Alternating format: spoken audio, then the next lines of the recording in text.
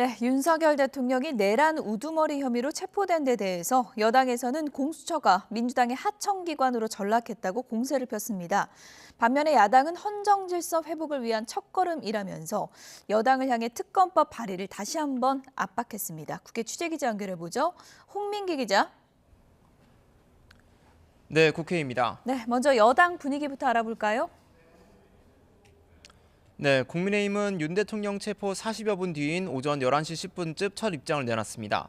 신동욱 수석 대변인은 공수처가 결국 불법적 체포영장 집행을 자행했다며 지금까지 공수처가 보인 행태 중 어느 것 하나 적법한 것이 있었는지 의문이라고 비난했습니다. 그러면서 민주당이 공수처의 체포영장 집행을 압박한 건 공수처가 사실상 민주당의 하청기관으로 전락했다는 것을 명확히 보여준다며 정치적 중립성을 상실한 공수처는 존립 이유를 잃었다고 주장했습니다. 국민의힘은 11시 20분쯤 비상의원총회를 열고 향후 대책 등 논의에 들어갔습니다. 앞서 여당 지도부는 경찰과 공수처가 체포영장 집행에 들어간 뒤인 오전 6시쯤 긴급회의를 열고 체포영장이 불법이라는 논란이 있는데도 집행을 고집하는 공수처 태도를 이해할 수 없다며 당장 중단하라고 촉구하기도 했습니다. 지도부와 별도로 국민의힘 의원 30여 명은 체포영장 집행에 항의하기 위해 한남동 관저 앞에 이른 새벽부터 모였습니다. 김기현, 나경원 의원 등은 내란죄 수사권이 없는 공수처가 법을 제멋대로 해석해 불법 체포영장 집행을 강요하고 있다며 법치주의 후퇴라고 목소리를 높이기도 했습니다. 네, 야당도 비상의원총회를 열고 대응에 나섰죠?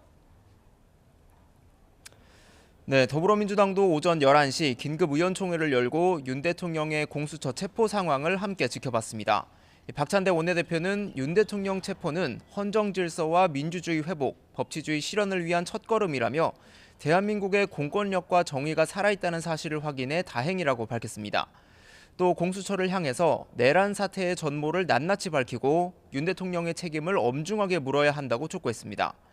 민주당은 오늘 새벽 체포영장 집행이 본격화하자 비상의원총회를 열고 신속한 체포를 요구하기도 했습니다.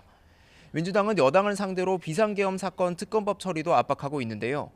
국민의힘이 내란 특검을 반대하더니 윤 대통령 체포가 임박하자 부랴부랴 자체 특검법을 발의하겠다고 밝혔지만 이건 안 된다, 저건 안 된다 하고 있다며 의지를 보이지 않고 있다고 비난했습니다. 또 오늘 오후라도 특검법을 발의한다면 밤을 새서라도 협의할 수 있다면서도 내일 본회의를 열어 특검법을 통과시키겠다는 입장도 분명히 했습니다. 오늘 국회에서 내란 혐의 국정조사도 열렸는데 여기서도 여야 공방이 오갔죠? 네, 조금 전인 오전 10시부터 대통령 비서실과 국무총리실, 대통령 경호처 등을 대상으로 기관 보고가 이뤄지고 있는데요. 여당은 시작부터 공수처가 수사가 아닌 망신 주기를 하고 있다며 공수처 간부들을 국정조사에 출석시켜야 한다고 주장했습니다. 반면 야당은 정당한 영장 집행이고 대통령이 제발로 걸어 나오면 공수처장도 나올 수 있지 않겠느냐며 국정조사 관련 내용만 논의하자고 맞받았습니다.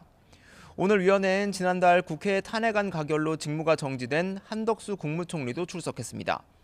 반면 최상목 대통령 권한대행과 박종준 전 대통령 경호처 처장, 김성훈 차장은 불출석 사유서를 내고 나오지 않았습니다. 지금까지 국회에서 YTN 홍민기입니다.